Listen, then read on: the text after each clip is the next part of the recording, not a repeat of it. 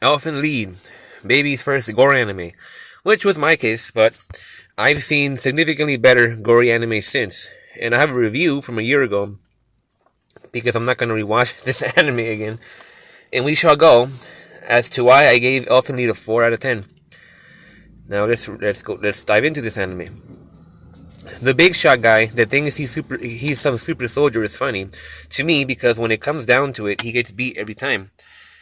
I like the romance between Yuka and Kota, even though it's kind of tragic. It's funny how she gets jealous of him with New and the others.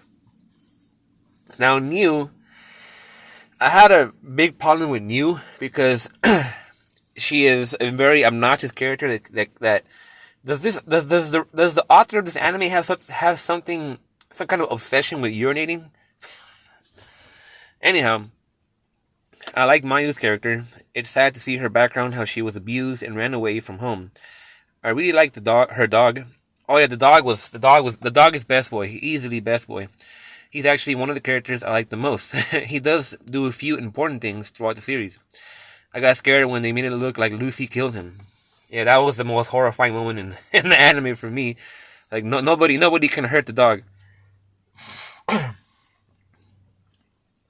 Another funny part is how the big shot soldier had to get castrated. So they told this dude that you have to get castrated, and I think it didn't really make sense why, but this guy basically had to rebel and leave because it's either he leaves or he gets his balls chopped off, and he picked the most rational approach. I think the most shocking scene was when they showed Lucy's flashback when she would get bullied and they killed her dog. Yeah, that was brutal.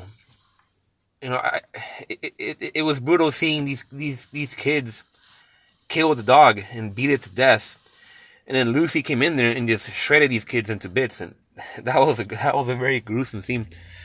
I like the romance between Lucy and Kota too. It makes sense why she didn't kill him because she remembered him from when they were kids. It was very touching at the end when they embraced, and it actually made me tear up because the dialogue was very good. So, it does execute certain things very well. Yuka is still cool, but I think I prefer him to be with Lucy. I liked Nana's character, how she appears weak and naive in the beginning, but she develops courage towards the end, and it showed a lot of character development. I thought she was going to die many times, but it's good she made it. It was sad to see how she got dumped into being on her own, and she didn't even know how to use money and burn a lot of it trying to stay warm. Yeah, that was just sad. She did not need to suffer so much because she had the money, but she didn't know how to use money, so she was just wasting it. I felt really bad for her. I would say my favorite character, second being Nana's dog, was Kurama. I really liked. Oh yeah, the I think this is the scientist guy. I really liked how his story unfolds. How he's this tough, in command type of guy, but deep inside he went through traumatic experiences, having to quote unquote kill his daughter and see his wife commit suicide. Even though he killed many others' parents, Diclonius, despite them pleading with him, he was weak too and couldn't kill his own daughter. Seeing him in number 35 in the end a great scene, and I was glad they got to be together, and how they rebelled against his boss and wanted to start a new life with her. It's just a shame that the scientists had to blow them both up. Yeah, when they blew up, I was like, oh no, I wanted these characters to live and prosper. I couldn't protect their smile. So the OVA was overall.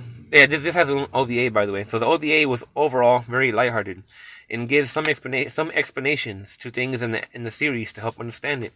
It was funny how when Yuka and Kota bought Mayu clothes, they sneaked in a very lewd thong that they showed for a brief second. The ending was one of those endings that doesn't really leave you satisfied because they tease Lucy getting killed, then at the end it makes it look like she was at the front door. Yeah, this is that classic character dies but then knocks at the door at the end type of show. Like Terranigma, same thing with Terranigma, which I reviewed obsessively on this channel. I wanted to see if Kurama was for sure dead or if he survived. Oh yeah, so Kurama did blow up. I mean, we can assume that they're dead pretty confidently, but they didn't show them. But yeah, they're probably dead. I also wanted to see how the big shot soldier ended up. I guess at that point, it's up to interpretation. I thought it was okay. I liked the romances that were going on, the story and how things actually made sense, and the gore. I really liked the opening too. It helped set the mood on the first episode. New being new and acting like a child kind of threw me off, but it grew on me in the end. I think so. Elfen it's I wouldn't watch it again. It has a lot of issues, but it was borderline. It was borderline okay, if you guys can accept that.